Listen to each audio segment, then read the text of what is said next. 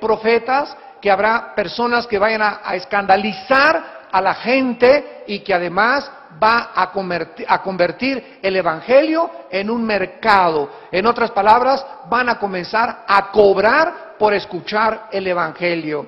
Los predicadores van a comenzar a cobrar, los músicos van a comenzar a cobrar, y como yo he viajado ahorita casi por todo Estados Unidos diciéndoles a los líderes, si ustedes tienen a una banda de músicos o a un predicador que les fija un precio, no lo vuelvan jamás a invitar, porque son mercenarios del evangelio de Jesucristo.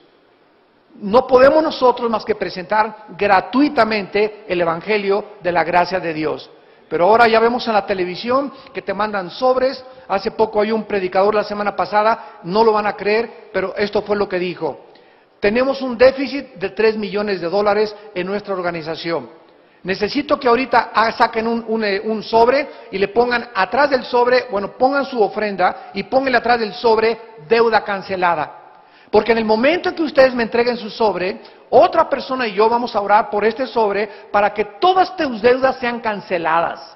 Y además vamos a orar para que Dios te abra los tesoros escondidos. Yo estaba con mi esposa, lo vimos hace 4 días en la televisión en Estados Unidos, y yo le decía a mi esposa, ¿cómo es posible que nadie se levante y les diga, cómo es posible que le puedan creer ese falso profeta? ¿Cómo es posible que le puedan prometer a una persona que si tú das, todas tus deudas van a ser canceladas? Es increíble la forma como están esquilmando y como están tratando de presentar el Evangelio de Cristo. En el capítulo 3, 2 de Pedro 3, dice Pedro en el versículo del 10 al 12, pero el día del Señor vendrá como ladrón en la noche, en el cual los cielos pasarán con gran estruendo, los elementos ardiendo serán deshechos, y la tierra y las obras que en ella hay serán quemadas.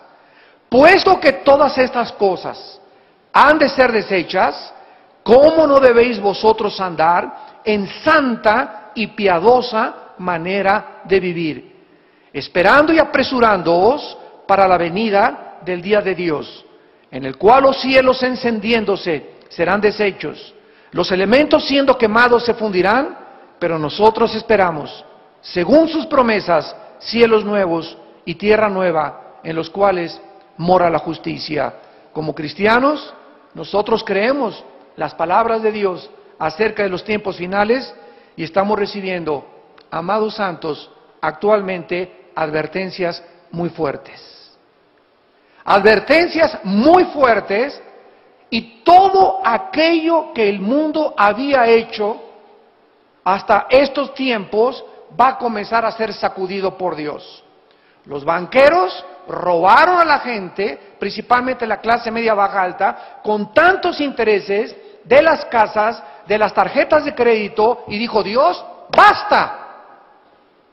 Ya no van ustedes a explotar a la gente. Lean ustedes Santiago 5, ya dice claramente, el jornal de los obreros ha llegado a Jehová de los ejércitos, porque los han explotado y se han aprovechado. Un grupo muy pequeño en el mundo, un monopolio que se hicieron de multimillonarios para explotar a todos los demás, hasta que llegaron a la misma quiebra. Y estaba tan interconectadas las naciones en el mundo con los Estados Unidos de Norteamérica, que cuando cayó Estados Unidos, está cayendo la economía mundial.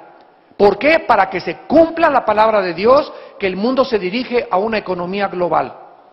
Muy pronto, escúchenme ustedes, no lo digo yo, lo dice la Biblia, vamos a tener una moneda tal vez internacional, y los primeros pasos van a ser que no va a ser el peso, ni el dólar canadiense. Se va a unir Canadá, Estados Unidos y México con una sola moneda.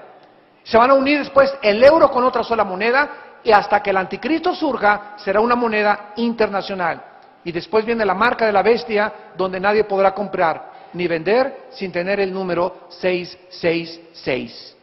El mundo se dirige con una velocidad vertiginosa y acelerada a los tiempos finales. Y Dios está sacudiendo lo que más le duele a la gente, el dios del oro y la diosa del sexo. Son los dos dioses ante los cuales el mundo se ha inclinado actualmente. Han adorado al oro, han adorado al dinero, y Dios nos ha dicho a nosotros, ustedes no se afanen por vuestra vida. qué haben de comer, qué han de beber, dónde han de dormir. Búsquenme, para que no se llenen sus corazones de glotonería y de los afanes de esta vida, y el día los sorprenda como ladrón. ¿Cómo debemos entonces prepararnos para estos tiempos que estamos viviendo? Es normal pensar, es lógico cómo vamos a sobrevivir los tiempos amenazadores que estamos enfrentando.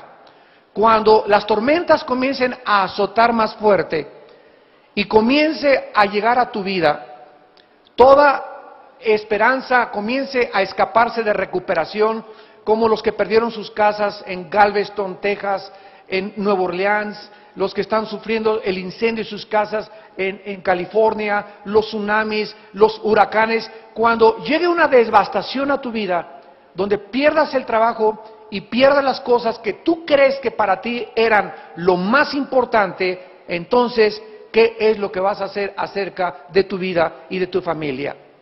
¿Qué vas a hacer acerca de tu trabajo, de tu casa, de tu comida y de tu ropa? Creo que esto es una preocupación lógica y legítima de todo creyente, pero de una manera asombrosa. Pedro no nos ofrece ningún consejo acerca de cómo prepararnos financieramente. No nos aconseja dónde invertir nuestro dinero. No nos aconseja nada de cómo proteger nuestra casa, ni cómo sobrevivir al calentamiento global o a la inflación. ¿Por qué? Vamos a ver enseguida los 4 consejos que nos ofrece el apóstol Pedro. Número 1. La primera cosa que debemos hacer para prepararnos para los tiempos que estamos viviendo es confiar en la fidelidad de Dios. Número 1. Pedro ya había experimentado la pobreza, ya había experimentado la fidelidad de Dios. Cuando seguían a Jesucristo, Cristo les enseñó a que no se preocuparan dónde iban a dormir al otro día, si iban a traer tortas, si iban a traer sándwiches, si iban a tener comida, porque ellos donde les agarraba la noche, ahí dormían.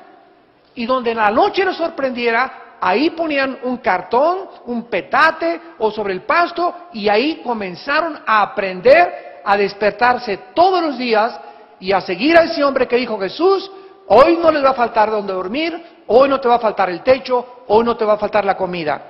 Vean ustedes, por ejemplo, en Mateo capítulo 8, versículo 20, que dice la Biblia, Mateo 8:20, Jesús les dijo a los discípulos: las zorras tienen guaridas y las aves de los cielos tienen nidos, mas el Hijo del Hombre no tiene dónde recostar la cabeza. En Mateo capítulo 14, versículo 15 al 21, Mateo 14, del 15 al 21, les dice Jesús: cuando anochecía se acercaron los discípulos y le dijeron a Jesús: el lugar es desierto, la hora ya pasada. Despide a la multitud para que se vayan por las aldeas y compren de comer. Jesús les dijo: no tienen necesidad de irse, denles ustedes de comer. Aquí se enfrentan con una situación donde había cerca de 5,000 personas.